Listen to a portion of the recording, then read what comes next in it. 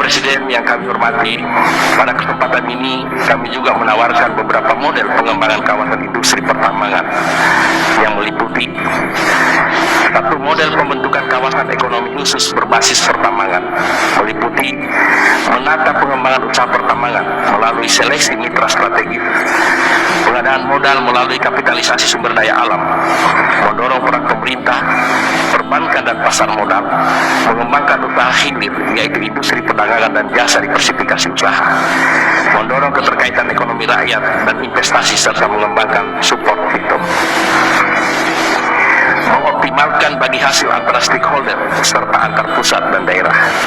Hemat kami, bila perlu UPT Kementerian Keuangan untuk melakukan perhitungan secara langsung terhadap kewajiban dan hak pemerintah dan pemerintah daerah. Yang kedua, prinsip pengusahaan. Komoditas yang diusahakan meliputi nikel, emas, dan aspal. Kemudian pengolahan pusat-pusat kawasan bersifat public private community partnership yang pemiliknya adalah pemerintah, masyarakat, dan pengolah profesional yang juga merupakan mitra strategis yang diseleksi oleh lembaga kawasan ekonomi khusus. Modal diperoleh dari kapitalisasi aset dan penyertaan pemerintah dalam memberikan fasilitas penjaminan pinjaman modal serta penyertaan modal. Keempat, pemerintah mendelegasikan kepada gubernur selaku wakilnya di daerah untuk menyelesaikan izin-izin atau sertifikat yang berkaitan dengan kegiatan pengembangan kawasan khusus serta pelaksanaan Undang-Undang Nomor 4 Tahun 2009 tentang pertambangan mineral dan batu bara. Selanjutnya adalah pengendalian, monitoring dan evaluasi dilaksanakan oleh lembaga profesional, pemerintah dan non-pemerintah untuk semua fungsi bisnis dan fungsi produksi, termasuk pengolahan dan pengendalian lingkungan.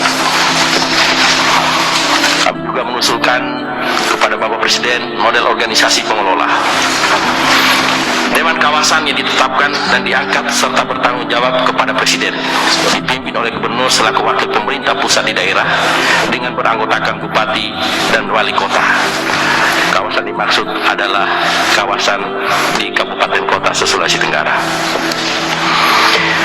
Badan pengelola dipimpin oleh birokrat senior yang kompeten, ditetapkan melalui proses uji kelayakan dan kepatutan. Badan pengelola dimaksud adalah sebagai pelaksana harian dalam mengelola seluruh kawasan pertambangan di Sulawesi Tenggara. Yang ketiga, badan pengelola membawahi 3 divisi, yaitu divisi administrasi, divisi pengembangan, dan divisi usaha.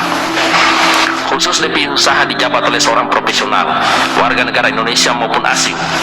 Divisi usaha akan menangani masalah pasar modal, penyediaan dana pengembangan, dan pembangunan kawasan. Usulan konsep kawasan industri pertambangan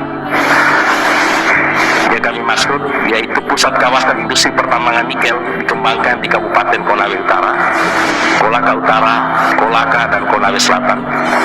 Kawasan ini akan memiliki pabrik pengolahan dan fasilitas pendukung secara lengkap. Pusat kawasan industri pertambangan emas dikembangkan di Kabupaten Bombana. Kemudian pusat kawasan industri pertambangan aspal dikembangkan di Pulau Buton. Masing-masing pusat kawasan memiliki pengelola infrastruktur pendukung dan fasilitas lainnya.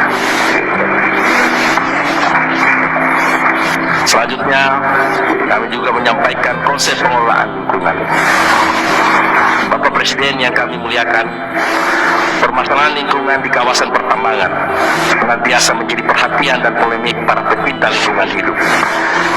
Kami pun menyadari tantangan untuk itu tidak kecil, tetapi dengan mempersiapkan konsep serta prosedur pengolahan serta diikuti dengan pengaturan dan pengawasan yang ketat, maka pengembangan kawasan industri pertambangan yang direncanakan akan sangat ramah dengan lingkungan.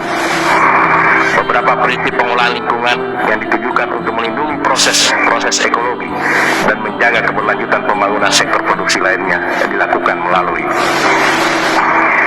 pembukaan areal pertambangan harus memperhatikan posisinya dalam kawasan daerah aliran sungai agar tetap terjaga sumber mata air dan dampak terhadap daerah sekitarnya, terutama pemukiman dan sumber-sumber mata pencaharian masyarakat. Yang kedua, kedua, urutan pengambilan material tambang harus dimulai dari mengupas topsoil, penggalian dan reklamasi, yaitu mengembalikan topsoil dan menanam kembali dengan tanaman yang bernilai ekonomi serta tanaman yang dapat mengembalikan habitat satwa di sekitarnya.